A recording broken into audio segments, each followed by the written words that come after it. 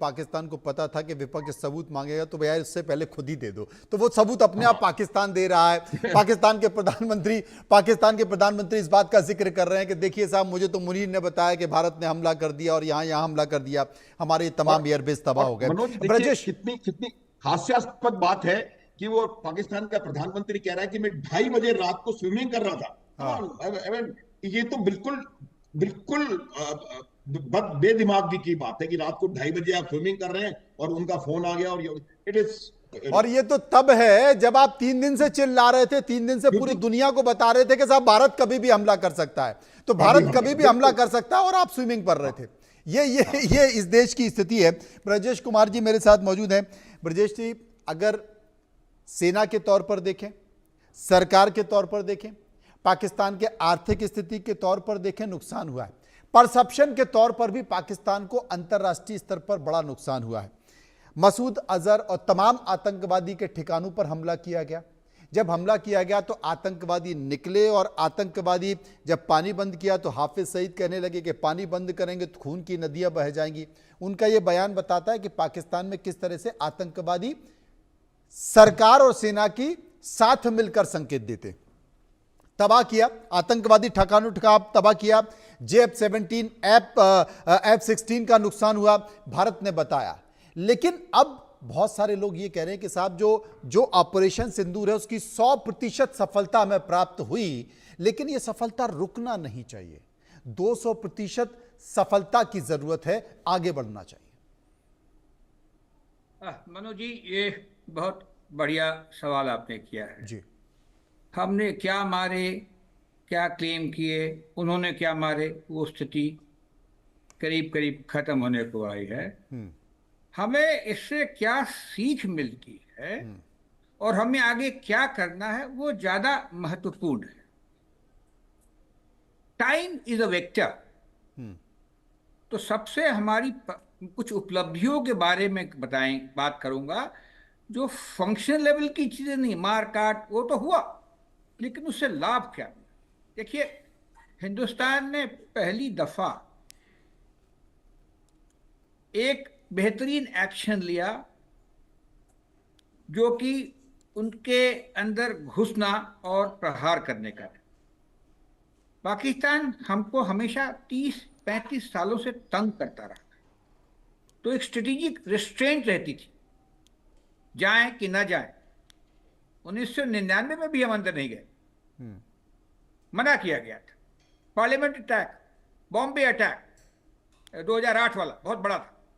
2016 और 19 और अभी तो हमने देखेंगे, हमने एस्केलेट की है चीज, और वो एस्केलेशन न्यूक्लियर बैकड्रॉप के बीच में की है। मतलब यह कि उनके पास में न्यूक्लियर हथियार है, हमारे पास में, और अभी तक हमको वो धमकी देता था, पाकिस्तान हमें धमकी देता था कि हम न्यूक्लियर पावर स्टेट हैं, आप कुछ नहीं करेंगे। इम्प्यूनिटी से टेरर स्ट्राइक करता रहा है जम्मू एंड कश्मीर में और एक आध जगह पंजाब। जी जी जी ब्रजेश जी, तो बस आपको थोड़ी देर रोकना चाहता हूं, क्योंकि देश के गृह मंत्री अमित शाह ने एक बड़ा संकेत दिया है। अमित शाह ने कहा है कि हमने पाकिस्तान को घर में घुसकर मारा है। पाक की एक भी मिसाइल भारत की धरती पर नहीं गिरी है, भारत की जनता को कोई नुकसान नहीं पहुंचाया, और भारत ने पाकिस्तान के कई एयरबेस को तबाह किया है। ऐसा जवाब दिया है भारत ने पाकिस्तान को कि दुनिया देखती रह गई, और पाकिस्तान को घर में घुसकर मारा है। ऑपरेशन सिंदूर को लेकर देश के गृह मंत्री अमित शाह आज एक कार्यक्रम में अपनी बातों को रख रहे थे, और उसी कार्यक्रम में उन्होंने इन बातों का जिक्र किया। उन्होंने कहा कि भारतीय सेना की वीरता ने हमारा मस्तक ऊंचा किया है, हम न्यूक्लियर की धमकी से डरने वाले नहीं हैं, और हमारी सेना हमेशा पाकिस्तान को मुंह तोड़ जवाब देने के लिए तैयार है। पाकिस्तान से आतंकवादी आते थे और हमारे जवानों को, हमारी जनता को मारकर चले जाते थे, बम धमाके करते थे, कई प्रकार के षड्यंत्र करते थे, मगर कोई जवाब नहीं दिया जाता था। नरेंद्र मोदी जी ने जब से शपथ ली तब से 3 बड़े हमले हुए, पहला हमला उरी में हुआ, दूसरा हमला पुलवामा में हुआ और तीसरा हमला अभी अभी पहलगांव में करने का दुस्साहस पाकिस्तान प्रेरित आतंकवादियों ने किया।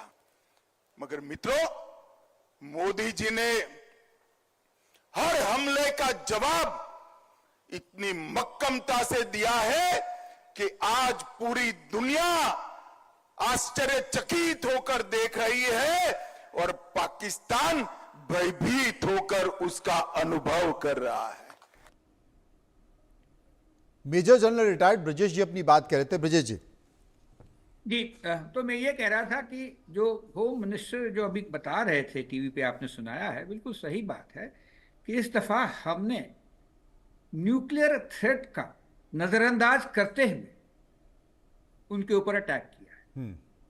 पहले दिन का जो अटैक था स्टैंड ऑफ अटैक, हम उनकी टेरिटरी में नहीं गए थे, अपने एरिया से ही भवालपुर, मुरीद के, चकामरू, सियालकोट जो पंजाब में है और बाकी 5 जगह हैं जो पाक ऑक्यूपाइड कश्मीर में। दूसरी बार उनका जो अटैक हुआ हमारी बिल्कुल विफल हो गया और तीसरे दिन हमने न्यूक्लियर अम्ब्रेला को नजरअंदाज करते हुए उसके अंदर घुस के और 9-11 एयरफील्ड को मारे, जहाँ काफी डीप है। और जो हमने मारा है वो उनके कमांड कंट्रोल स्ट्रक्चर पे मारा है, उनके एयर डिफेंस को नाकाम किया है करते हुए, और कुछ रनवेज वगैरह को भी डिस्ट्रक्शन पहुंची है। खैर रनवेज वगैरह तो रिपेयर हो जाते हैं 6-8-12 घंटे में, लेकिन ये जो भय उनके पास में गया कि ये हमारे यहाँ अंदर इतना घुस गए हैं, उसी कारण से उन्होंने जो हरकत की, या न्यूक्लियर दिखावा का या फिर डीजीओ से संदेश देने का। तो ये बहुत बड़ी उपलब्धि है, क्योंकि अभी तक पाकिस्तान ब्लैकमेल करता आया था हमको कि हम न्यूक्लियर पावर हैं, हम इम्यूनिटी से स्ट्राइक करेंगे, और दुनिया को बताता था कि अगर न्यूक्लियर स्ट्राइक होगा तो हिंदुस्तान की वजह से होगा, हमें जिम्मेदार मत कीजिएगा। तो इन दोनों के आड़ में वो हरकत जारी रखता था। तो इस दफा पहली बार है हमने उसको अच्छी चेतावनी दी है कि तुम ऐसा नहीं करोगे। तो ये जो डिलीवरी है जो उनके ऊपर में हमने अटैक हुआ है, प्रिसाइज रहा है और कंफर्म्ड हुआ है। अब ये कहना मुश्किल है कि वो दोबारा करेगी कि नहीं। तो टेररिज्म की जो उनकी आदत है उसके ऊपर में हमें ध्यान देना पड़ेगा। लेकिन इसके साथ एक और भी चीज, 2-3-7 चीज जुड़ी हुई है।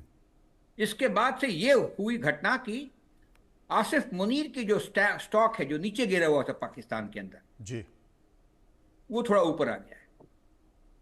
इसी बीच में पाकिस्तान को $1 बिलियन का IMF से लोन अमेरिका ने दिलवा दिया। तो ये जो चीज है इसको हमको ध्यान में रखना पड़ेगा।